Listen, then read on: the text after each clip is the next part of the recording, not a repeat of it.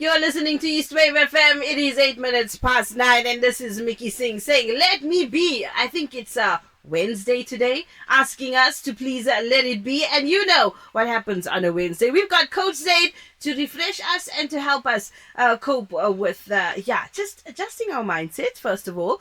But more importantly, we are talking today about men's mental health. Assalamu alaikum wa rahmatullahi wa barakatuh, Coach Zaid. Wa alaikum assalam wa rahmatullah. Feels like Monday. It feels like a Monday. So, we are recalibrating, but we'll get there. No promises, but we'll try. Yes. How was your long weekend? It wasn't long at all. It wasn't even a weekend much. I think I worked almost throughout. Only Sunday I took off. Wow. So, it's been a bit crazy, but time flies. Yes, definitely. And, here we are. Yeah, Wednesday. We on Monday. Wednesday. Yeah. So today we're talking about a very crucial topic, and I think it is so important for our listeners to sit up and pay attention to this one. Men's mental health. Men's mental health. Yeah. I was thinking about this morning, and I thought the moment we have to dedicate an entire month to a certain issue, it means we've lost the plot on that issue. Mm-hmm. It means we've let it go so far that we now need a special campaign to raise awareness about someone's humanity. Mm-hmm. And that's where we are with a lot of these mental health issues. And I'm always against the term mental health because it just distracts us from the human. Mm-hmm. And the same thing is true, I think, with men's mental health, but probably more so with men's mental health because men are already so used to operating in the background. Mm-hmm. Mm-hmm. And it's deemed as the silent crisis. The state of men's mental health is defined by things like underdiagnosis, silence, and a high mortality rate. The diagnosis thing is the problem. Because we always want to diagnose everyone for what it is that is causing them not to show up or not to behave the way we want them to behave or how we need them to behave. Why don't we just try to understand why it is that they're behaving that way? Mm-hmm. No one's sick and that's why they behave badly. They behave badly because they're tired of being taken for granted or not noticed or being invisible or being disrespected or disregarded or insignificant. Mm-hmm. Now, why don't we see that? Why do we always want to look for a diagnosis? Well, the statistics state that men are significantly more likely to die by suicide than women, and often expresses distress through atypical symptoms like anger, irritability, substance abuse, or workaholism rather than sadness.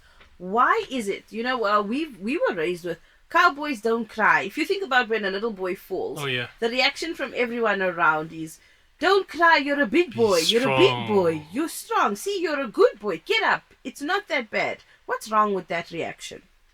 I think that reaction has its place. No, people are going to say, "What?" Well, listen, let's just unpack that a bit, right? If we're going to lean into someone's feeling of distress every single time, we emphasize how distressed they have a right to be. We're not giving them something to work with about how they should rise above it or how they should see it for what it is and just take it in their stride.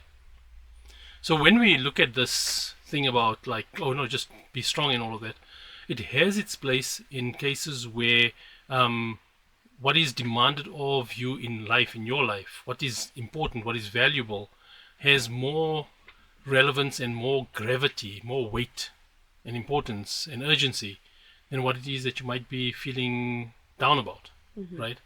And striking that balance has always been difficult. That's been the challenge of life from the beginning of time. Is how do you strike a balance between licking your wounds versus pushing ahead?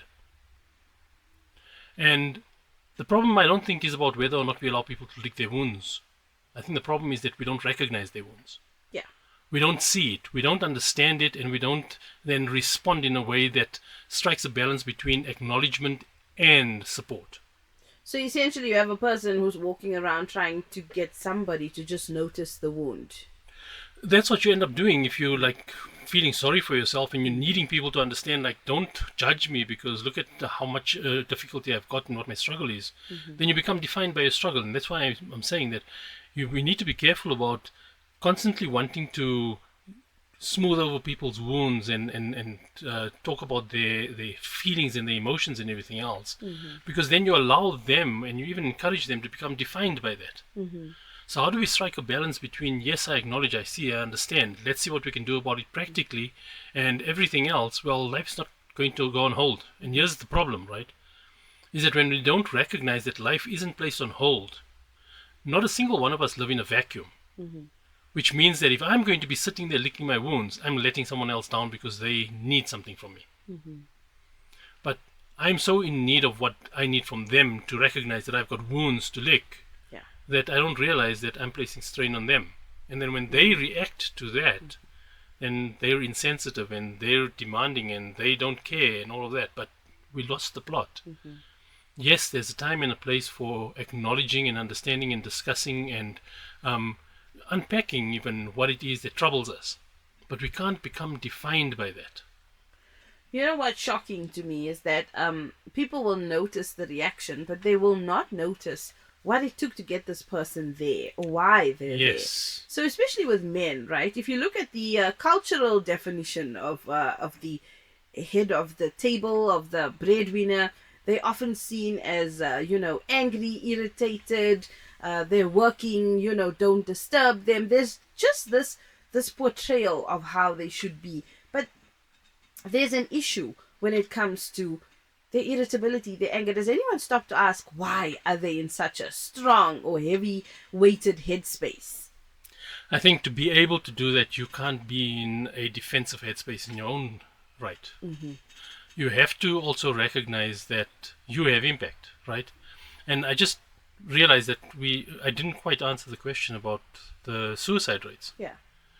And just come back to that, and also relating to this about why it is that men behave that way.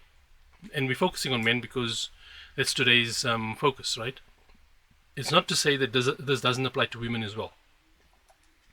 But if you want to understand the male contribution to society, we need to understand what it is that men experience and how it is that they express that experience relative to how women do. And that's the problem, is that now with Men's Mental Health Month, I hear a lot of the narratives out there talking about how it is that men feel things and men see things and men need things. And let's stop trying to frame men as women.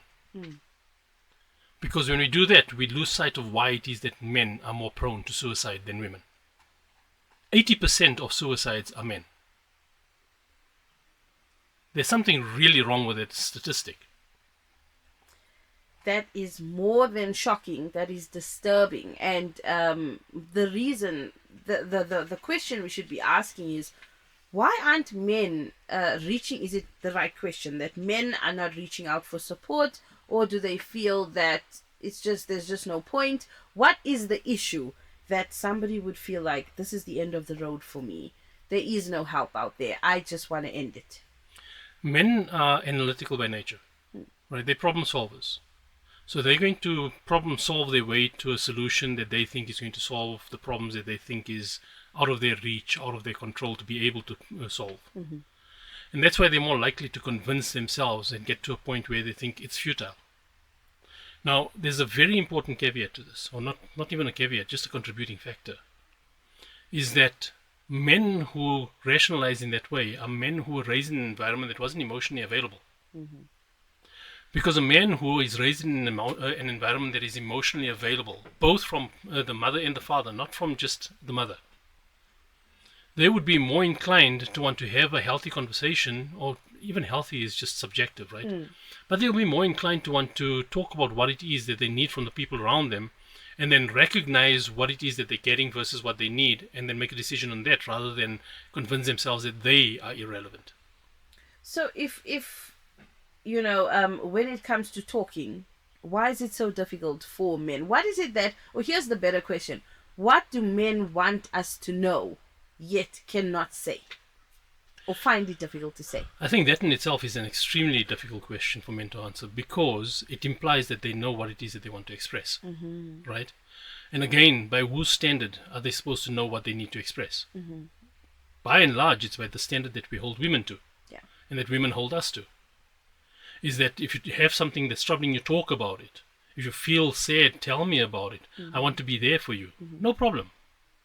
However, you're assuming that the way a man experiences that depression or that anxiety or that irritability or that pessimism, whatever it is that they're experiencing, you're assuming that the way they experience it is the same way a woman experiences it. A woman will always, always, always be more emotionally competent and emotionally diverse almost than a man, because by her nature she is a nurturer. Yeah. A man, if he wasn't raised in an environment that was nurturing in that way, that's a foreign concept to them. Talk to a man about feelings and he was raised in an environment that was just hard and focused on just doing what needs to be done because life is waiting. You know, you've got responsibilities and duties and your family needs this and you need to provide and you need to protect and all of that. They're going to look at you and think like, feelings, that's not going to solve the problems I'm facing. Yeah. Feelings is not going to put food on the table or a roof over your head or protect my family. So that's why men are not inclined to want to talk about how they feel. But what they do want is a visible gratitude for their effort in providing, for their effort in showing up. And if they don't have that, then they go somewhere else where they're going to feel as if they matter. And that going somewhere else is not necessarily infidelity. It's the same as going to sports clubs and fishing trips and weekends with the guys, camping and everything to avoid being in that family environment, because in that family environment they're doing their duty and now they need their me time. I think that is also something that I wanted to ask is, what role does culture or society play in, the negative side to men's mental health? How does culture shape that? I think that's an extremely loaded space, right? Because culture, I found, is the kind of thing where if both people subscribe to that cultural norm, they won't see it as unhealthy. Yeah. Right? So if a man accepts that his place is to just provide and not complain, and a woman accepts that her space is just to nurture and make the home, then they'll have balance because they're both subscribing to the same value system, the same cultural norms and traditions. The problem comes in when they don't have the same subscription, the same view of why that cultural norm is important. Right. And that's why we've got now adopting foreign cultural practices into our own culture, and that's how we come up with these hybrids that are so complicated to navigate, because now you've got men and women who are both borrowing things from other cultures and thinking, well, this is better, our culture is backward, this is backward, that is backward. Progressive. Right, so they want to be progressive now. But in being progressive, they're not solving any problems, they're just bringing in new problems because they didn't understand why it is that something about their cultural norm or their family traditions suddenly became irrelevant or inappropriate or just not correct for what it is that life is asking from them. And I think if we talk about progressive, we're introducing the value without understanding the context, right? And we're judging what we don't actually understand. Even though we've derived value from it. Yeah. Right? None of us got to this point in our life because we were an island. So we took the good that those cultural norms provided for us with our grandfathers and our grandmothers or whoever it is of the previous generations that we look at so romantically. But at the same time, we want to say they didn't know what they were talking about. They're backward. Yeah, backward, regressive. Doesn't work for us. So now we want to be modern and we want to be contemporary and we want to be awake and woke and all of those things. And okay, where's the wisdom from that? How did you arrive at the point that convinced you that this is better than that? Show me the evidence. And when I say show me the evidence, I'm saying show me the quality of your life that you've created that says that your way of doing it is better than their way of doing it. Yeah. And there's a really big stigma attached to men's mental health. What are some of the stigmas that we face, that men face when it comes to their mental health? Okay, time for me to trigger some people. One of the narratives that me as a man and in the work that I do, one of the narratives that I'm really sick and tired of hearing is about how it is that men also have feelings. We don't want you to acknowledge our feelings. Because acknowledging my feelings is not going to solve my problem. What I want you to understand is what is it about my problem that is giving me reason to feel that way. Look to understand my experience, not tell me how it is that I must express my experience. Because where's the sense of it? Like, on the one hand, we want men to know their place and women to know their place. On the other hand, we're telling men you must express yourself like women. And we're telling women you must show up like men. Like, be an independent woman. You know, you've just showed us how the wiring is gone skew somewhere. Like, I'm literally picturing the role here. It's like role reversal, and then we're trying to rationalize the irrational. And it's driving people crazy. It's destroying relationships. It's Completely. destroying people. It's just not the plan. So how do we overcome this? How do we work on this? I think we need to start listening more than we want to kind of like go out there and propagate and preach about how it is that men's mental health must be dealt with. The one biggest problem that I see across the board is that people don't listen to each other. They just want to be heard all the time. Yeah. And I think people, they say don't listen. You must listen to understand, not to respond. And there's a gap in the communication then. Then it's like, oh, you don't understand Yes. me. You don't, What- and they're like, but we just spoke about it. What would give you reason to want to listen instead of wanting to respond? You need to care more than you want to be heard, Yeah. right?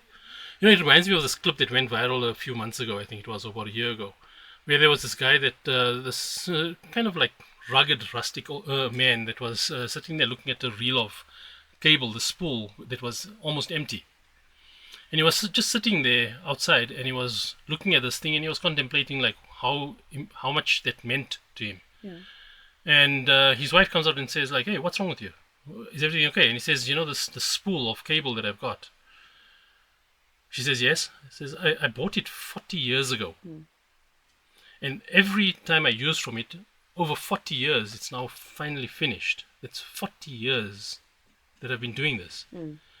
And she looks at him and she says, "Oh, I thought there was something else wrong, but I see you wearing that cap from a different team, so I thought maybe you were having a bad day." Oh my gosh. And that's how we lose it. So when a man talks about something that's important to them, we want to tell them why that shouldn't be important because this is more important. Yeah.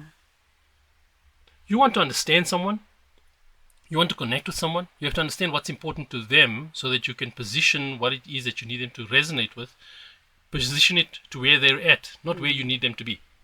Otherwise, it's about you, not about them. And a lot is lost in that translation.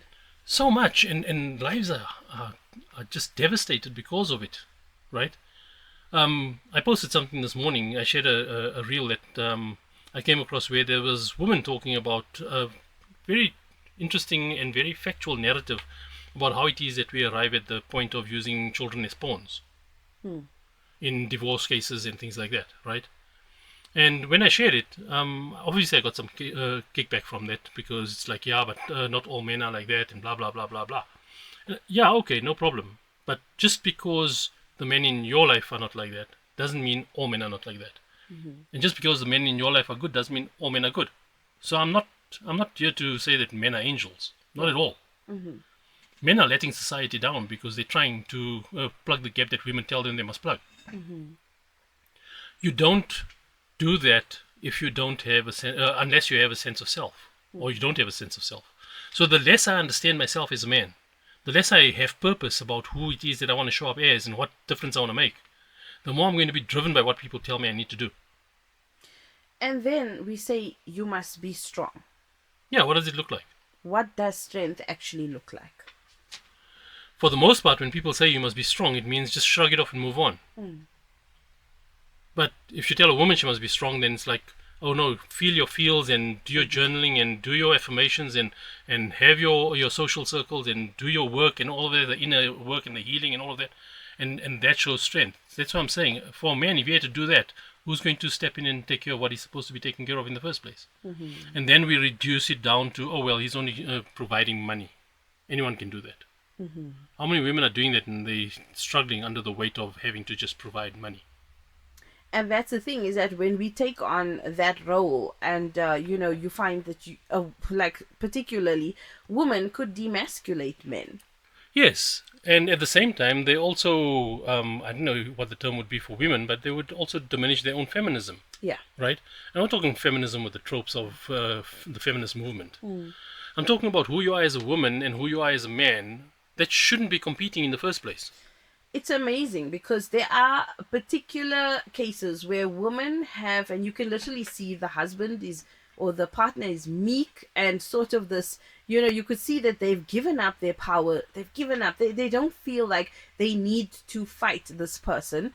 And the woman is the stronger, louder. I'm inhabiting my masculine energy because this man just won't speak up, kind of and you see that overpowering, but then you see that moment when this person is so disempowered and so demasculated. They laugh it off, but I think a lot is lost in laughing off. There's a lot. This whole, laughing, it's a defense mechanism. It's something, but that is the reason why people's relationships fall apart as well. And that's why men end up committing suicide. Yeah. Because eventually they're convinced that there's no point in talking about it because no one gets it. Yeah. There's no point in complaining about it because everyone thinks I'm just a complainer. And when they get to that point, they don't rage and things. I always say that as long as someone is raging and showing frustration and visibly irritable and annoyed, you still have something to work with because they're still expressing how it is that they want you to understand they feel about something. When they go quiet, that's when you got a problem. And if you look at a lot of the trends, a lot of the reels, a lot of the content out there, the research out there, you'll see that men, before they commit suicide, they're not raging. Yeah. They go quiet. They withdraw. Yeah. Because they've gotten to the point where raging doesn't make a difference anymore. You don't get angry at someone if they don't matter to you. I hope that people are getting this because it's really resonating with me at this time. I'm thinking, you were talking about how, boys' weekends and fishing trips, right? All forms part of activity-based support, where men often respond better to indirect, informal, or activity-based environments to talk about their struggles, rather than traditional, formal clinical settings. So therapy is a no. No. Men, look, I disagree with the concept of therapy, and this might sound crazy coming from me, given the work that I do, right? But therapy implies that there's something wrong that needs to be corrected. What is wrong that needs to be corrected? Are you saying that you're deficient as a human, so now we need to correct something that's faulty with your makeup? No. Everyone's life experience has legitimacy. I'll say that again because people don't get this. Everyone's life experience has legitimacy. Until you actually connect with and raise awareness and understand what that life experience is contributing towards the way they're showing up for you in that moment, you can't dismiss it. I think that for the fact that we call it therapy, that's the first deterrent. That's a problem because it's got a stigma. It already implies that there's something wrong. Someone's broken. Someone is at fault. And that's why you now need to go and get your brain rewired. What rubbish. Because your brain cannot be rewired. Your brain is inert. It doesn't produce a single ounce of data. Your brain only responds to what it is that you expose yourself to. And this is not just my opinion. This is neuroplasticity that confirms it.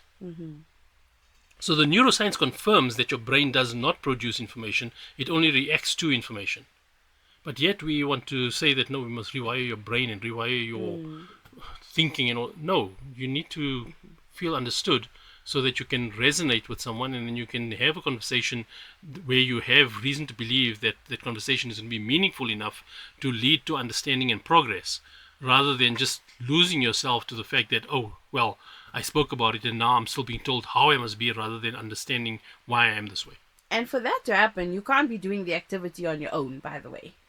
No, you can't, because you're not looking to solve a problem that's in your head. You're looking to solve a problem between you and the people around you and your environment. So it's not just a problem in your head, because your life experience will convince you to interpret the people around you a certain way. What is it that men need to know today? You need to reclaim your sense of self. And if you grow up in a space where it convinced you that even after marriage you need to have your boys' night out and everything else because that's what men do, then you need to stop and think about whether that is actually contributing to the outcomes you want in your life with your family or not. I fundamentally disagree with this boys' night out and women's night out thing, for the reason that once you get married, what are you committing to? And when you still want to persist in those social gatherings, no problem. Understand what it is that you pulling into your relationship, into your family, into your home, and understand whether it's actually building you up to be better in that space, or is it actually giving you reason to believe that that's just so weighty and so boring and so like I need to escape it. If you're living a life that you need to escape every weekend or every month or every 6 months, then you're solving the wrong problem. And I think a lot of people try and solve their problems outside of where the problem actually Yes, is. they try to cope and cope and cope, and they hope that, okay, no, it's just this phase and we'll get through this, and once we get through this, we'll be okay, and then something else comes up and it's like, okay, this is a new phase and we get through that, and eventually they grow apart. And then guess what hits them when the kids are all grown up and have their own lives? Empty nest syndrome. Because now they don't know who they are and they don't know how to be with each other because they don't share anything in common besides raising kids. It's amazing because, we cannot fix what's going on inside externally. We can't use external means to solve internal problems. Yes. In your home, in your family, in your relationship. And this is why my question about what did our culture do to our perception of men's mental health? If I think back to, for example, my dad, he was the provider. And approaching him with any kind of feelings related situation was like unfathomable. It was like, he's like, what? Yeah. Your school fees are paid. What do you want?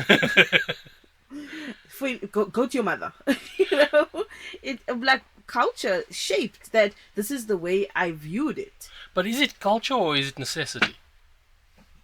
Necessity, looking at it. Right? Because if there's a necessity that the family environment or the family needs, places demands on both the mother and the father, right? Yeah.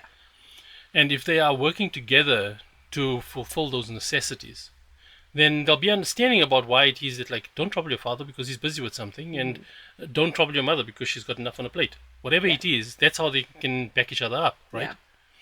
But if it's not necessity, if it's this role definition, rights and responsibilities nonsense that we keep hearing about, then you're going to have problems because now it's a rule-based approach to life.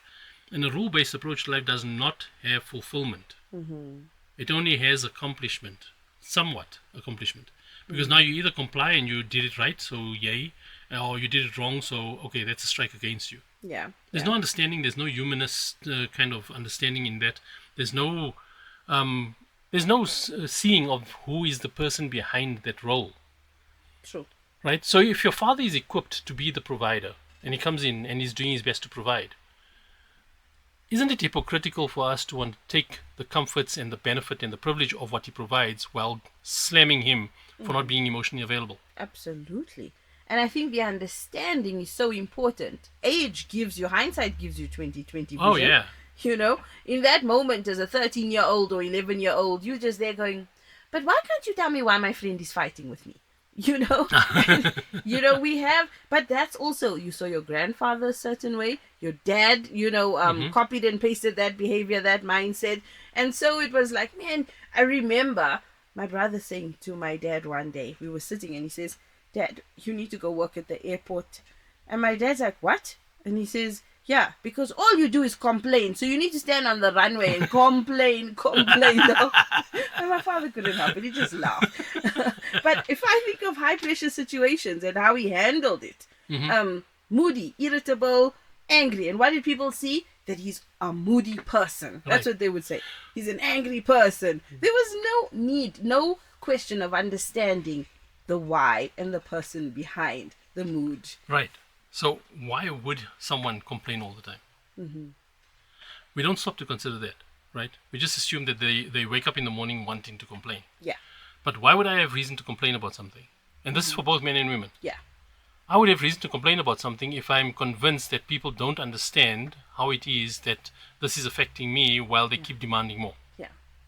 You get to realize how selfish the people around them were to not stop and pay attention to the person behind, the plight. Yes.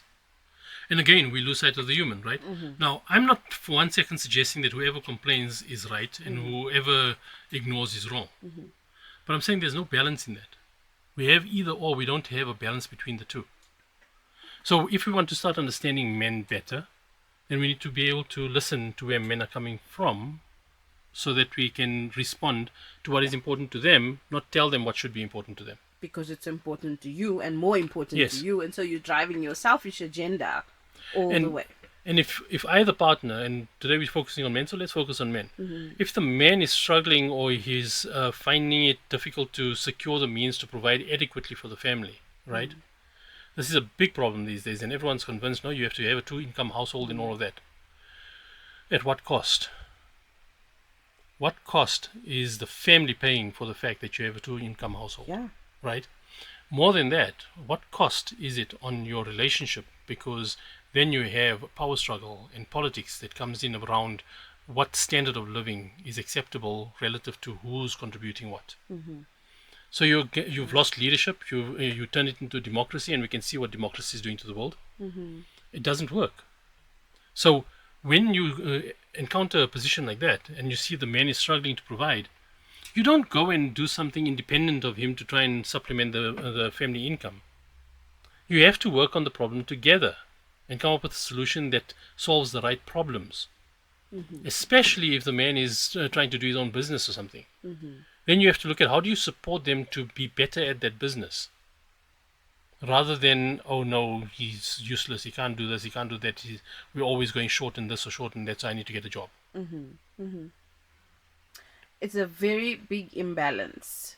Massive imbalance, and we don't see the human behind the struggle. And then when we just reduce them to the role they're supposed to play, we dehumanize them, and then we expect them to be emotionally available.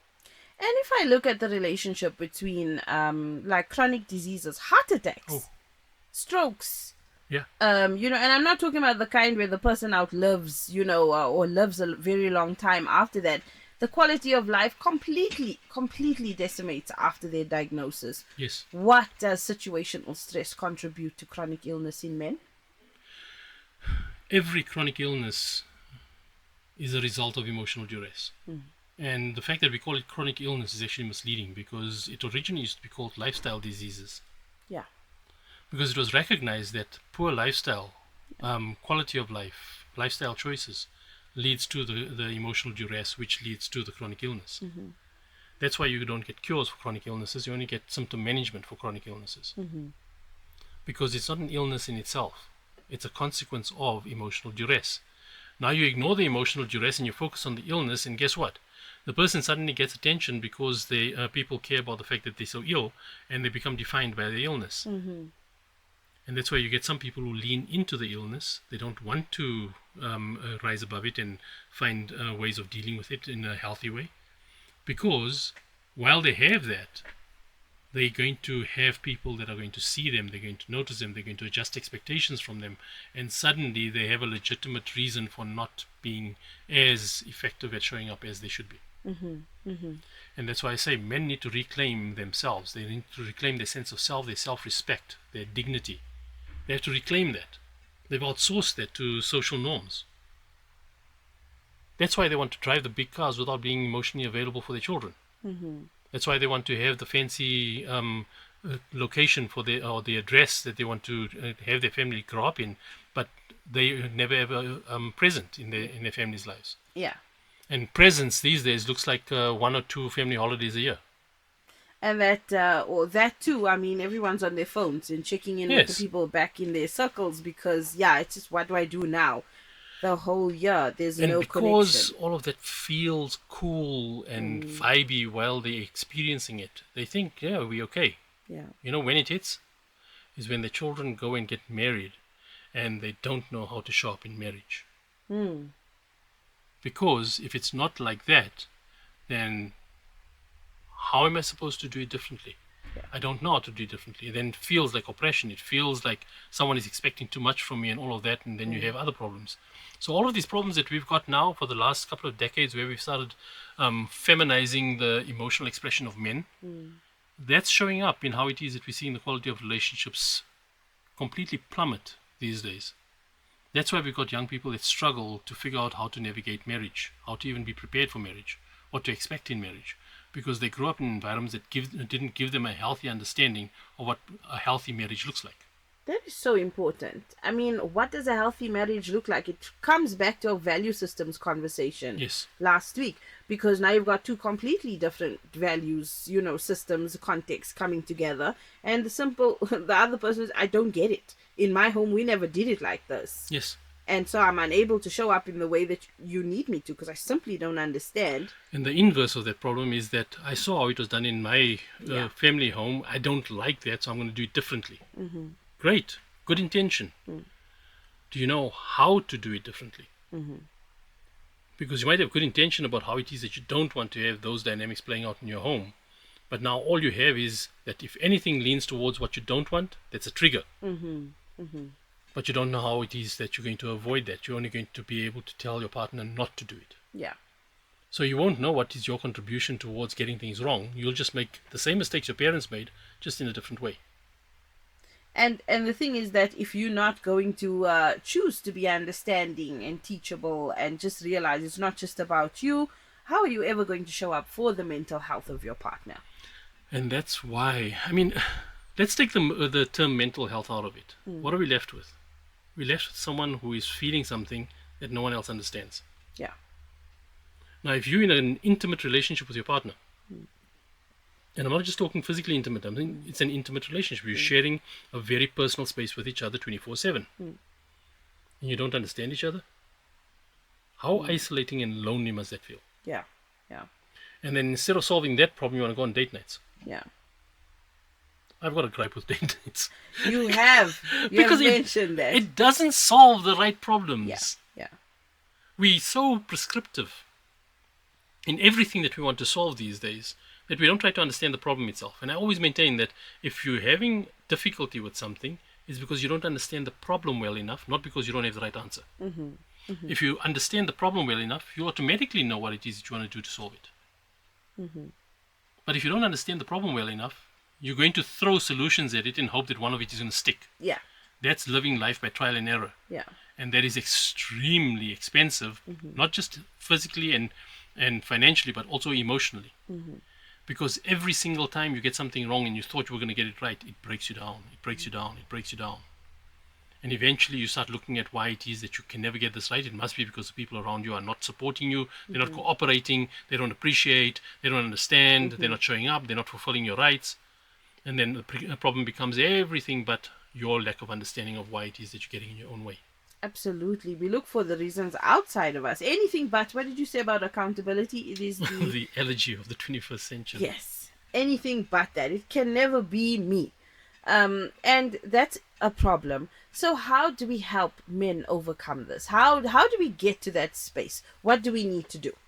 Men need to develop a sense of self that is driven by a standard they hold themselves to. Right? And most men don't have a standard they hold themselves to. They're aspiring to hold themselves to a standard that someone else is going to respect. They want to be seen a certain way. They want to have the prestige, the privilege, or the appearance of a certain aesthetic that they think is going to secure respect from others or admiration from others. Men need to reclaim themselves. They need to understand what impact do they want to have, what legacy do they want to leave, what imprint do they want to have on the people around them after they're gone. And I'm not talking of inheritance. I'm talking of imprint, impact. You know, as you're talking, I'm thinking about certain influencers on TikTok, for example. Men who raise men's mental health. That's what they talk about. Oh, the tatisms. Yeah. And then they come, but they're shirtless. Uh-huh. And then they're like, I don't think anybody understands what it's like to be, you know, a single father who, you know, can't provide for his kids right now. And this guy's literally sitting there, okay? He has no shirt on and he's just looking all droopy and he's like talking. And I'm thinking to myself, but why? Why? Explain to me, what concept are you trying to drive here? That's wanting to be seen for your struggle. That's how you become defined by your struggle, and then you monetize your struggle. And that monetization is not just in finances, it's about what kind of social credits you're going to earn from the people around you. Yeah. When they see how hard you're trying and how you're showing up and all that. If you're doing it for that and you don't realize you're doing it for that, you're actually losing yourself to it.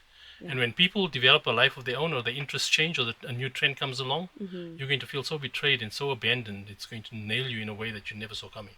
And I think it compromises your integrity in such a very big way. I don't think it compromises it. I think it reflects the absence of integrity. Yeah, true. Right?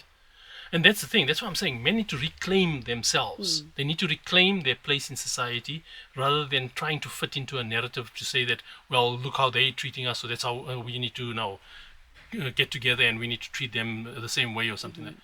This tit for tat nonsense and this trying to be equal in everything is just ridiculous. Look around us. Do we have a society that we want our children to aspire to be like? I'm afraid. Right. Now, if that is the reality that we see, what are we doing about it? Are we complaining about it? Are we going on social media and making long bayans and long stories and long lectures and colorful videos to prove how it is that we have some age-old wisdom that no one is adopting? That's why we have the problems of society? Or are we actually actively doing something about it? Everyone's got an opinion, but only a few are willing to act on that opinion. And I think that acting, that is the problem. That is where the solution lies. We don't act. We don't take action. We just want to have an opinion. And that's the thing, is that if you're going to have an opinion in a lecture, but you're not going to be a part of the solution, start a group, have, start something that highlights the importance of regulating your emotions, finding yourself as a, from going from being a boy to being a man, crossing that bridge, because we need to go back. Yes. And that's why the culture and society thing for me is big.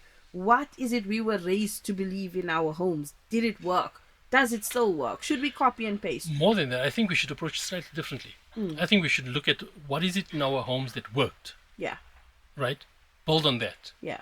The things that didn't work, figure out a better way. Yeah. Don't just say it didn't work and you're going to do better. Yeah. We have to be purposeful about this. We can't just be whimsical and self-indulgent thinking that we know better. Yeah. So men need to reclaim themselves. They need to reclaim their agency. If there's one movement that I would love to be able to champion, it would be the real men renaissance. We need a resurgence of real men. And I'm not talking of the masculine man and the brute and the aesthetic and all. I'm not talking about that. I'm talking of men who just understand who they are and what it is that they want to leave as an imprint, as a legacy in this world. They must live with purpose, self-respect, dignity, purpose, not aesthetic and social credits. And when we have that change, women will have a very different role to play because they won't be needing to compete for significance because they're treated as if they're just utilities because men are all the privileged ones in society. This is very, very enlightening, and I think it's a different, a different approach to the conversation, because normally when we talk about men's mental health, it's raising awareness on, here I take think, out the violins and the harps and yes. bring out the choir. Yes, and today I think that we have successfully spoken about key issues. I don't think it's a one topic or 1 week conversation. No, it isn't. It's quite broad. So I am in deep appreciation, as are our listeners. Coach Said, what is your parting shots to our listeners today? Look, right now it is a very tough environment for men. No doubt about it. Right? And women will be sitting there and saying, what about us? Yes, it's a tough environment for you as well. And the reason why it's tough for both men and women at the moment is because you're not working together, you're working against each other. Rather than collaborating and finding a balance between what each one's strengths are, we're trying to compete in the same things. Competing in income, competing in authority, competing in leadership, competing in nurturing, in mothering, in whatever it is. We're just competing all the time. We don't respect the fact that there's a difference there for good reason, because it provides balance. So we want to see balance in society. We need to get people to start working together rather than working against each other. And men are key to making that change. Because if men start showing up as men, as leaders, as inspirational leaders, not as managers and dictators and authoritarians, as inspirational leaders for the groups and the families and the units that they're exposed to, we'll see a massive, massive change in society. I absolutely love that. We need to move together. And it's not me against you, it's us against the problem. Yes. And just adopting. And there's no rewiring, people. It's just not possible. There's absolutely zero science to support this theory of rewiring your brain.